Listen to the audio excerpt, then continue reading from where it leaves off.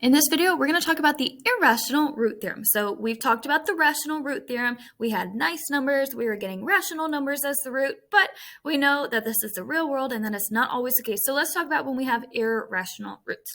So the irrational root theorem says that if we have a polynomial, p of x, and we get a plus b times the square root of c, a and b are rational numbers, square root of c is irrational, then we also say that because we had a plus b, we have to have a minus b times the square root of c. And y'all, we've talked about this before.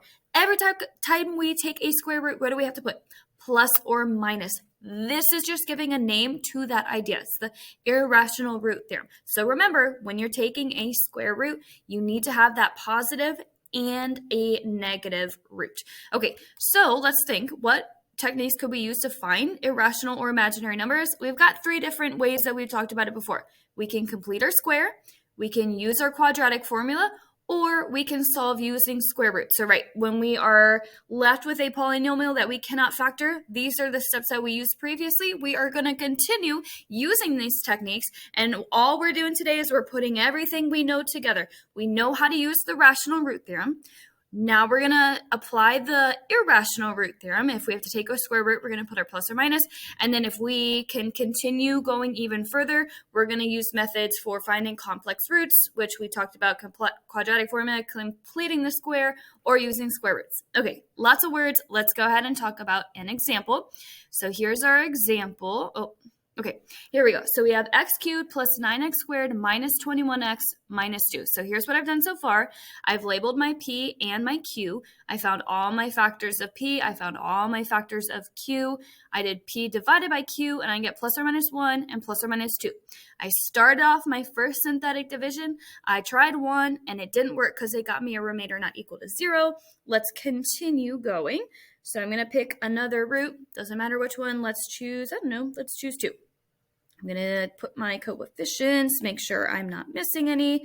Bring this guy down. 1, 2, 11, 22, 1, 2, and 0. Okay, I cheated. I know that 2 is going to work, but it's still exciting.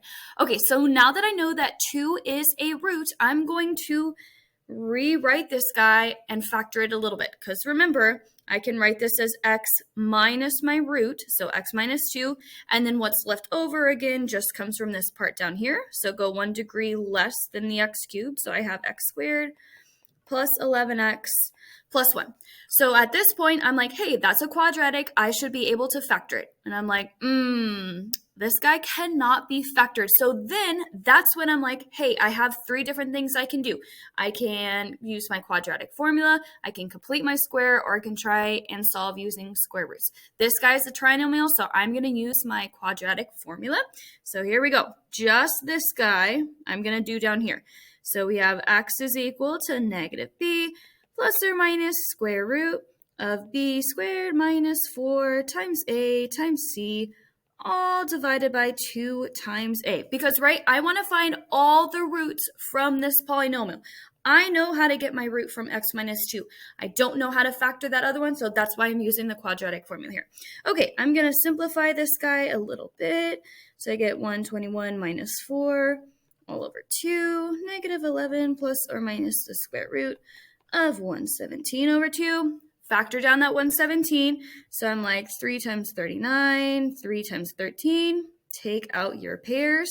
So I get negative 11 plus or minus. Take out that 3 times the square root of 13 all over 2.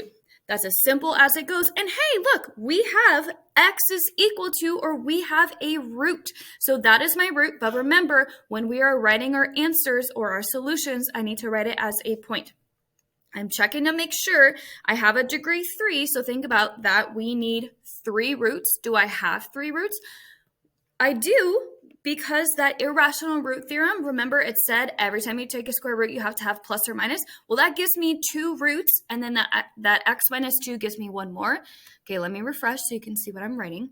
So I do have 3 roots. I'm just going to write them as points. So the first one I'm going to write is 2, 0.